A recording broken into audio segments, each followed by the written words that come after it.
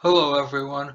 For this week's tutorial, I'd like to discuss the study of text, formerly called typography, and how to create your own fonts from scratch.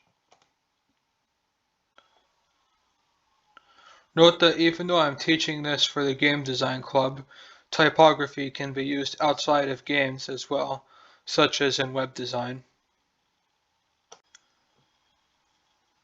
This applies to all the other tools I have taught you so far. It's just even more so true with typography. As mentioned last week, Photoshop, GIMP, and similar software to those are raster programs, so they do not have the option to create your own font. Instead, they only let you choose from predetermined fonts. Vector-based software, however, such as Adobe Illustrator or Inkscape, which I'm using right now, do allow you to create your own custom fonts from scratch. Similar to GIMP's relationship to Photoshop, Inkscape is the free, open source, and less RAM-intensive version of Adobe Illustrator. Sadly, unlike Photoshop, there is no free online browser-based alternative to Illustrator that has most of its features intact. Therefore, we will stick to Inkscape only.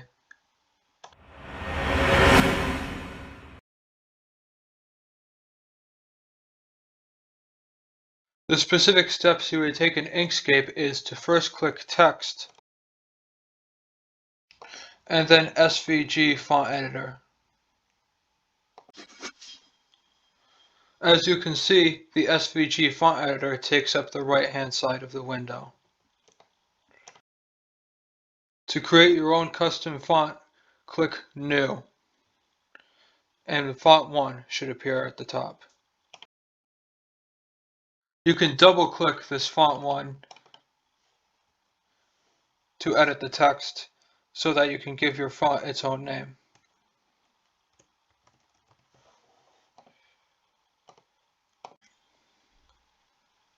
Fonts are made out of custom characters, formerly called glyphs.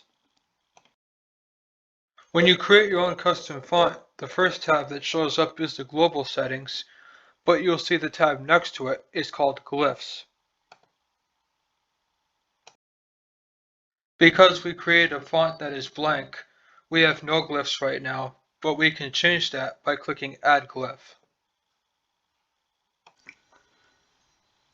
You will see three traits of the glyph: the name, the matching string, which means the character it corresponds to, and the advance.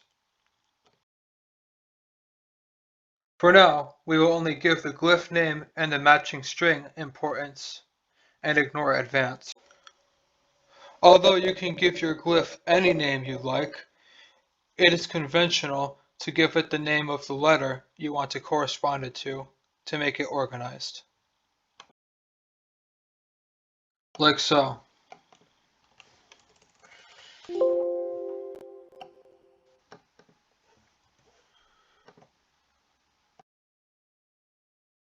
After you are satisfied with adding the traits of the glyph, you can move to the canvas side on the left to draw the glyph. Although the pen tool is the most conventional tool to make your text fonts, you can use any tool you like.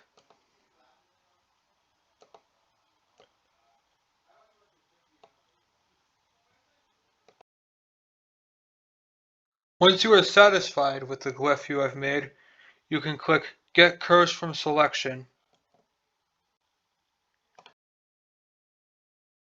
You can repeat this process for how many glyphs you want, although the conventional number of glyphs in total is 128 for each font. With 26 English alphabet characters in lowercase, 26 English alphabet characters in uppercase, 10 numbers 0 through 9, and the last 66 characters being punctuation symbols, special symbols such as the @ or $ sign, and ASCII-specific symbols, such as page break.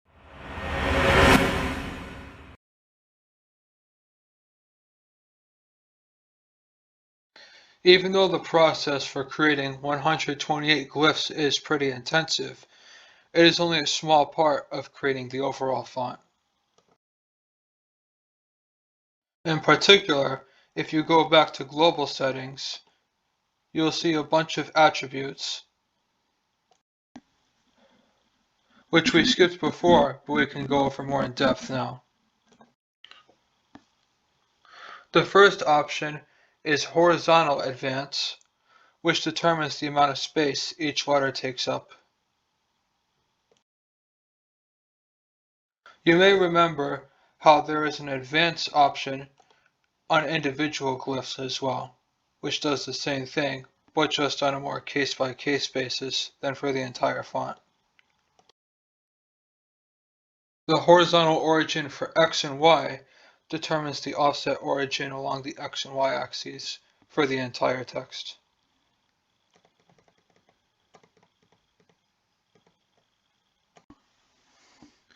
The next set of attributes is called font face, which allows you to determine the characteristics of the font for CSS-based web design. In particular, the family name will be the code name of the font that you create, which web designers will type in whenever they want to use that specific font. Units per M, which determines the number of units or pixels each letter takes up. Ascent, which determines the amount of space taken up by ascenders, as in the tall letter H.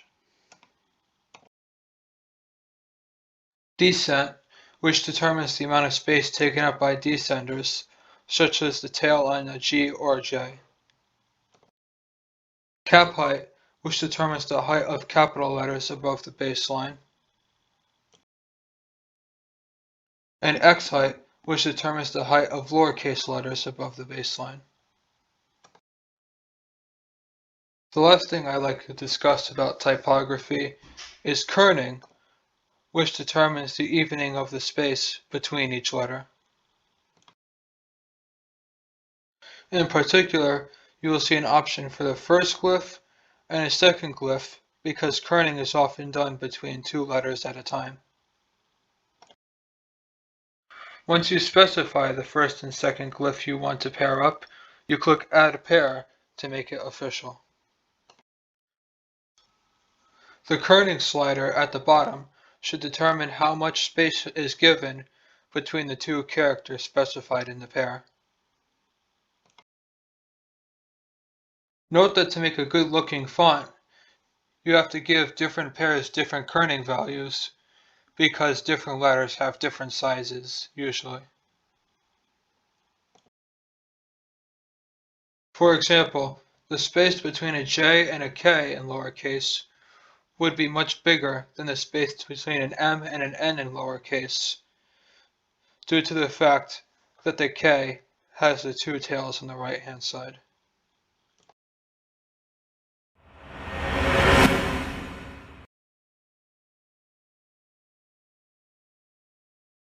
Now that we have gone over all of the basic tools you will need to create your own fonts, you may think that you are out of the woods now.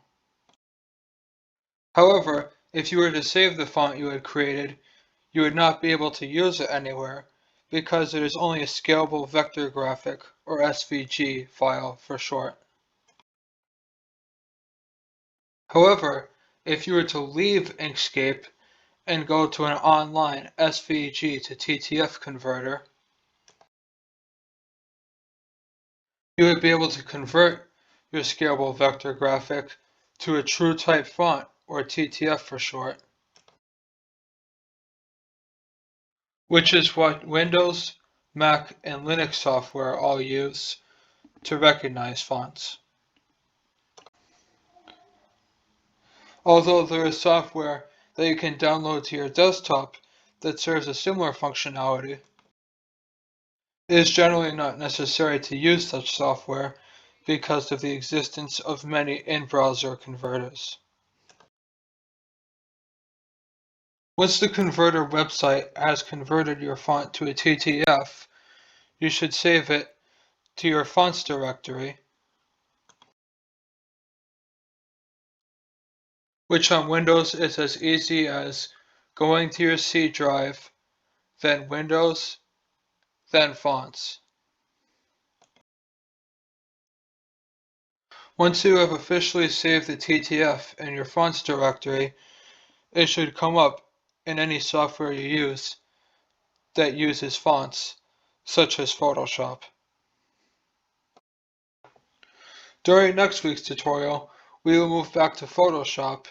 We only needed Inkscape/Illustrator to demonstrate creating fonts from scratch. In next week's tutorial, we will be discussing making seamless images using tools like the Clone or Healing Brush tool. This is useful for both animation and still images, such as textures for 3D games.